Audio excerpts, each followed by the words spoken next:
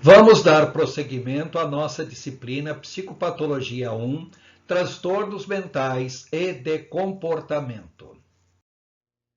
Temos ainda que destacar fatores socioculturais que podem ser altamente predisponentes à psicopatologia. Exemplo: urbanização descontrolada. Hoje em dia, muita gente vem morar nas cidades, abandonando suas famílias que moram em locais distantes, a pessoa fica sem vínculos, vem morar na cidade onde ela não desenvolve relacionamento social adequado e, o que é pior, vivendo numa cidade sempre sob a tensão de assalto, a tensão de assassinato, a tensão de violência. Então, a urbanização descontrolada também pode ser um fator predisponente à psicopatologia. A pobreza material e espiritual ou pobreza existencial. Então, quando a pessoa vive num ambiente onde faltam recursos, onde a pessoa acaba não encontrando mais sentido na sua vida. Temos que mencionar também o racismo e o preconceito social. Isso também interfere muito no desenvolvimento de psicopatologias. E temos que acrescentar ainda a discriminação da mulher, porque, de modo geral, as mulheres apresentam mais psicopatologias que os homens. E nem sempre nós vamos encontrar isso na biologia da mulher. Às vezes, a própria discriminação social que a mulher sofre, isso é muito comum.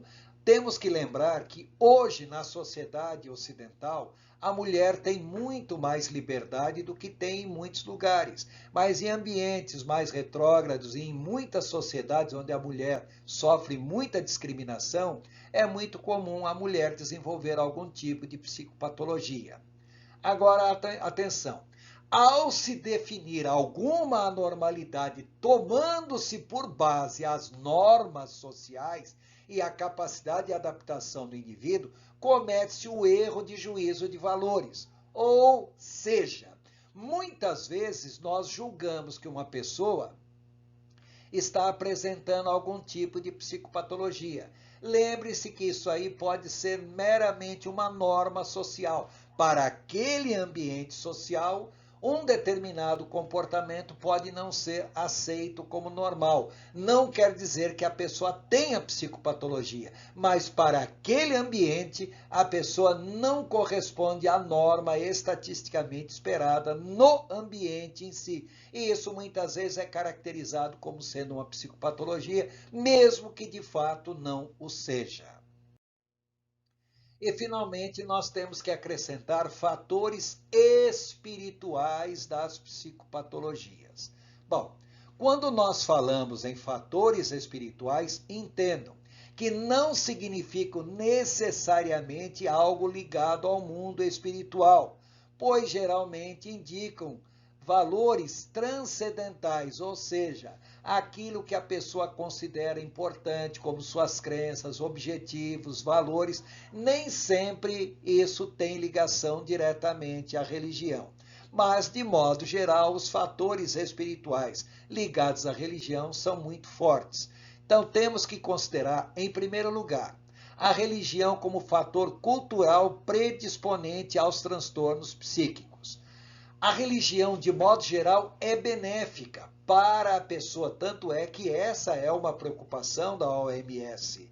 Mas nem sempre a religião é benéfica, pois pode conduzir as pessoas a transtornos mentais e comportamentais diversos. Hoje em dia existem verdadeiras religiões que são verdadeiras fábricas de doidos, ou seja, o ambiente religioso onde a pessoa vive pode interferir negativamente na sua saúde mental, espiritual, social, existencial e assim por diante. Ainda no ambiente religioso, é muito comum uma pessoa que tem uma personalidade mais sincrética, mais sensível, ela adquirir algumas enfermidades em função do ambiente religioso onde ela vive. Por exemplo, quando nós falamos em histeria coletiva, a pessoa pode apresentar instabilidade e falta de controle emocional. A pessoa é altamente sugestionável, sofre de contágio emocional. Então, as pessoas sensíveis, elas podem, de repente, manifestar um comportamento religioso típico daquele ambiente. É muito comum, principalmente nas chamadas igrejas de libertação, onde tem aqueles cultos de libertação, a pessoa pode não ter uma enfermidade qualquer, mas pelo fato da pessoa ser sensível, ver alguma manifestação que para o ambiente é classificado como manifestação demoníaca e a pessoa automaticamente sofre uma histeria coletiva e começa a manifestar aquele tipo de coisa. Então, temos que levar que a histeria coletiva já foi considerada ou foi considerada manifestação maligna e muitas pessoas acabaram na fogueira, na prisão, sofrendo ostracismo sob a alegação de que eram bruxas ou estavam possessas. Então a vida dessas pessoas era extremamente difícil. Em outras culturas, ao contrário, as histéricas eram honradas e elevadas à condição de profetas e até mesmo de deuses, ou muitas vezes profetas de deuses. As pessoas eram porta-vozes dos seus deuses, quando na realidade a pessoa estava simplesmente passando por um processo de histeria coletiva. Ainda dentro daquilo que nós chamamos importância da religião nas psicopatologias, nós temos que lembrar as alterações psicóticas. São alterações psíquicas de origem funcional e ou orgânica, onde a pessoa perde a noção de realidade e apresenta alterações sensoriais e perceptivas. Começa a ter alucinações, ver, ouvir, o que na realidade não existe. Entre as psicoses, nós temos que destacar a esquizofrenia, que é o tipo de psicose mais comum. Entre as esquizofrenias, nós temos a paranoide, que é a mania de perseguição. Quando nós olhamos na Bíblia, nós vemos o caso do rei Saul, é um exemplo típico de uma pessoa psicótica e paranoide. O tempo todo estava deslocada ou fora do seu ambiente e muitas vezes vendo em Davi um inimigo, um oponente, quando na realidade Davi não o era. Temos que levar em consideração também que muitas pessoas no ambiente religioso conhecidas como profetas são usuárias de antidepressivos, de estabilizadores de humor, de antipsicóticos e outros psicoativos. Ou seja, quando as pessoas estão devidamente medicadas, elas não apresentam as chamadas manifestações espirituais. Mas quando elas negligenciam no uso da medicação, aquelas chamadas manifestações espirituais se fazem presentes. Em outras palavras, não são necessariamente alterações espirituais. Muitas vezes são meramente alterações psicóticas. A pessoa sob tratamento não apresenta aqueles sintomas, aquelas características. Mas quando não sob tratamento, as características se manifestam o tempo todo. Ainda dentro das chamadas manifestações religiosas, temos que levar em consideração as chamadas manifestações espirituais malignas.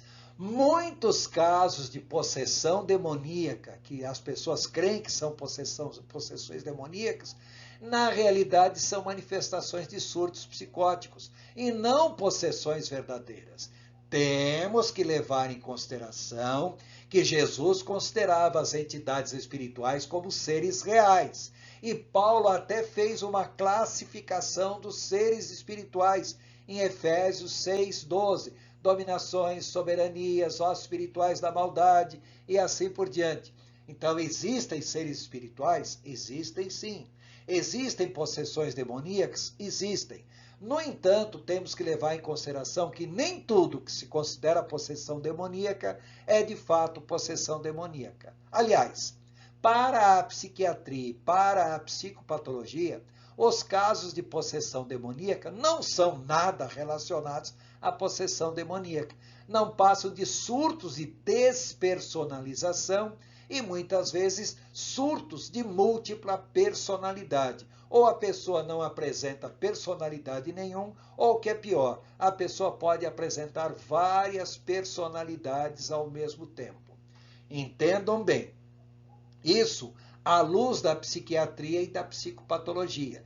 No entanto, à luz da psicoteologia, nós não podemos ignorar o fator religioso, o fator espiritual, mas isso será estudado em outro momento do nosso curso. A pessoa psicótica, ela, mesmo enferma, ela demonstra temor a Deus, busca libertação, enquanto que a pessoa possessa apresenta um comportamento geralmente blasfemador, imoral e de afronta a Deus. É muito difícil nós discernirmos, mas quando que uma pessoa é psicótica e quando que uma pessoa de fato está possessa? Bom, nós não temos uma regra de ouro para isso. No entanto, em 1 João capítulo 4, versículo 2, nós vemos que uma pessoa que está possuída pelo espírito demoníaco, ela jamais admite a encarnação de Cristo. Então, uma regra geral que é utilizada, embora essa regra não seja uma garantia absoluta, é que uma pessoa possessa jamais vai admitir a encarnação de Cristo, enquanto que uma pessoa enferma pode admitir isso sem grandes dificuldades.